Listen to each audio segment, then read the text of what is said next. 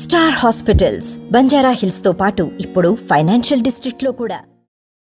Welcome to RTV. నేను మీ గయాజ్ని. ప్రస్తుతం మనతో మాట్లాడేందుకు టీడీపీ జాతీయ కార్యదర్శి బీద రవిచంద్ర మనతో ఉన్నారు. అయితే మాట్లాడు. నమస్తే సార్. సరే, ఎలా చూస్తున్నారు ఈ 5 ఏళ్ల జగన్మోహన్ రెడ్డి పరిపాలనను? మీరు ఎలా చూస్తున్నారు? 5 సంవత్సరాల పాలనలో విధ్వంసం, అవినీతి, అరాచకం, అక్రమాలు తప్పితే ఏదైతే ఒక్క అవకాశం అని నమ్మి ప్రజలు జగన్మోహన్ రెడ్డిని ఆదరించారో దాన్ని నిలబెట్టుకోలేక ప్రతిపక్షాలపై దాడులు, అధికారులపై బెదిరింపులు, ప్రజలని ఒక భయభ్రాంతులకు గురి చేసి ఓ లొంగుబాటులో ఉంచుకోవాలనేటువంటి వైఎస్ఆర్ కాంగ్రెస్ పార్టీ చేసే ప్రయత్నం ఈనాడు ప్రజలు, ప్రతిపక్ష పార్టీలో తెలుగుదేశం పార్టీ కాదు, వైఎస్ఆర్ కాంగ్రెస్ పార్టీ ఎమ్మెల్యేలు, ఎంపీలు, మంత్రులు, ఆ కార్యకర్తలే వైఎస్ఆర్ కాంగ్రెస్ పార్టీ యొక్క పరిస్థితి ఏ విధంగా ఉందో వాళ్ళు మీడియా ముందుకు వచ్చి మాట్లాడుతున్నటువంటిది.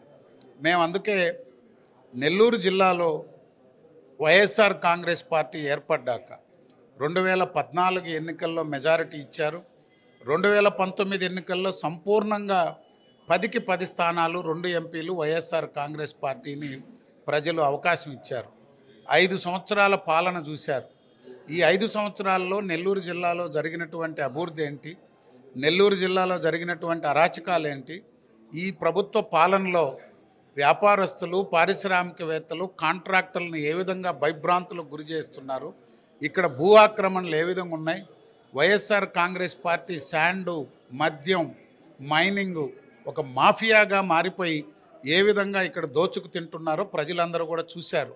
ఇక్కడ జరిగినటువంటి అనేక సంఘటనలు, ఎస్సీలపై దాడులు, హత్యలు, ఓ ఉదయగిరి నారాయణ, ఓ కరుణాకర్, అదేవిధంగా జిల్లాలో జరిగినటువంటి అనేక సంఘటనలు, నేషనల్ ఎస్సీ కమిషన్ ఇంటర్ఫీర్ అయినా కూడా న్యాయం జరగనటువంటి పరిస్థితులు, ఈరోజు రైతులు కానీ, ఇరిగేషన్ రంగంలో వెనుకబాటుతనం కానీ, ఇక్కడ రొయ్యలు, చేపల ప్రధానమైనటువంటి వ్యవసాయం తర్వాత వృత్తి, వారికి జరిగినటువంటి నష్టాలు కానీ, అదేవిధంగా కృష్ణపట్నం పోర్టు ఆధారంగా గతంలో ఏ విధంగా పరిశ్రమలు వచ్చినాయి, ఉపాధి ఏ విధంగా కలిగింది, ఈనాడు ఏ విధంగా ఉన్నాయి అనేటువంటిది.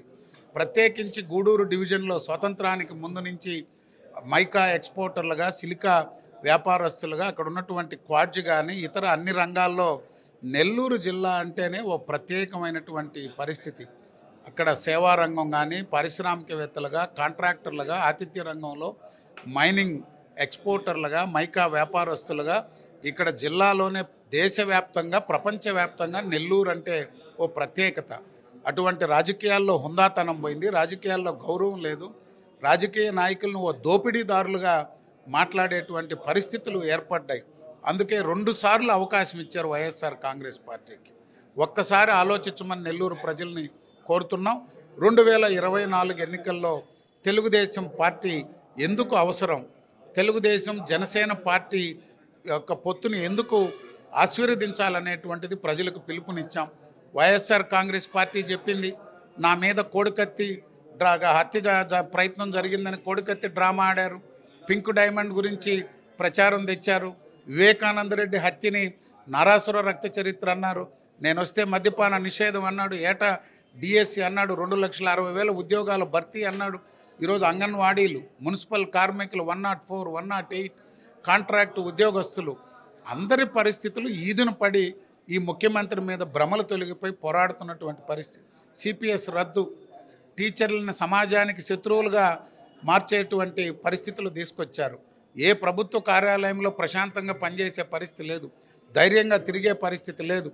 ఎస్సీ, బీసీ, మైనారిటీ, ఎస్టీ వర్గాల మీద దాడులు, హత్యలు, భూముల ఆక్రమణ, వీటన్నిటిని చూశాక ఆంధ్రప్రదేశ్ ప్రజలు వైఎస్ఆర్ కాంగ్రెస్ పార్టీని ఓడించాలనేటువంటి నిర్ణయానికి వచ్చారు. వైఎస్ఆర్ కాంగ్రెస్ పార్టీ నాయకులే చెప్తున్నారు, జగన్మోహన్ రెడ్డి మరో అవకాశం ఇస్తే రాష్ట్రానికి ఏం జరగబోతుంది అనేటువంటిది. అందుకే రాష్ట్ర భవిష్యత్ కోసం, భవిష్యత్ తరాల కోసం ఆంధ్రప్రదేశ్కి తెలుగుదేశం పార్టీని 40 సంవత్సరాల చరిత్రలో అధికారం చూశారు, ప్రతిపక్షం చూశారు, అభివృద్ధి చేశాం, సంక్షేమాన్ని అందించాం, భవిష్యత్ తరాలకు బాటలు వేశాం. చంద్రబాబు నాయుడు గారి నాయకత్వాన్ని ఆశీర్వదించమని, తెలుగుదేశం పార్టీకి మరో అవకాశం ఇవ్వమని చెప్పి కోరుతున్నాం. ఎవరు కూడా దయచేసి పొరపాటును కూడా ఏదో ఒక సమీకరణలకో లేకపోతే ఏదో ఒక వాళ్ళు మభ్య పెట్టేదానికి లొంగకుండా ఈ రాష్ట్ర భవిష్యత్ కోసం తెలుగుదేశం జనసేన పార్టీని ఆశీర్వదించాలని కోరుతున్నాను. చివరిగా అంటే ఒక నెల్లూరు జిల్లా చూసుకుంటే కనీసం అన్ని సెగ్మెంట్లలో అభ్యర్థులను కూడా అదేవిధంగా ఎంపీ అభ్యర్థులను కూడా పెట్టలేని పరిస్థితిలో తెలుగుదేశం పార్టీ ఉందని వీళ్ళు ఆరోపణ. అంటే ఇక్కడ అభ్యర్థులని లేక అభ్యర్థులు లేక అనేటువంటిది వైఎస్ఆర్ కాంగ్రెస్ పార్టీ మాట్లాడుతున్నటువంటిది వాళ్ళ పరిస్థితులు వాళ్ళకి 2-3 నియోజకవర్గాల్లో అభ్యర్థులు కొత్త వాళ్ళని పెడతామని ప్రకటిస్తూ కొత్త వాళ్ళని పెట్టలేక ఉన్న అభ్యర్థులను మారుస్తామని కొద్దిసేపు రకరకాలు అది వాళ్ళ వ్యక్తిగతంగానే మేము భావిస్తాం. తెలుగుదేశం పార్టీకి ఎక్కడ కూడా ఆ పరిస్థితులు లేవు.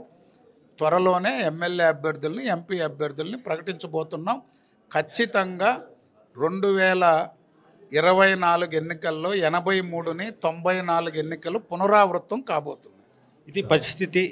త్వరలోనే అభ్యర్థులను మొత్తం ప్రకటిస్తాము. 2024 తెలుగుదేశం పార్టీ ఘన విజయం సాధిస్తుందని కూడా బీదా రవిచంద్ర గారు చెప్తున్నారు. వీడియో ప్రదీప్తో గయాజ్ RTV నెల్లూరు నుంచి. మరిన్ని వీడియోస్ కోసం ఛానల్ సబ్స్క్రైబ్ చేయండి. లేటెస్ట్ అప్డేట్స్ కోసం వాట్సాప్ ఛానల్ ఫాలో చేయండి. అండ్ లింక్ డిస్క్రిప్షన్ లో ఉంది.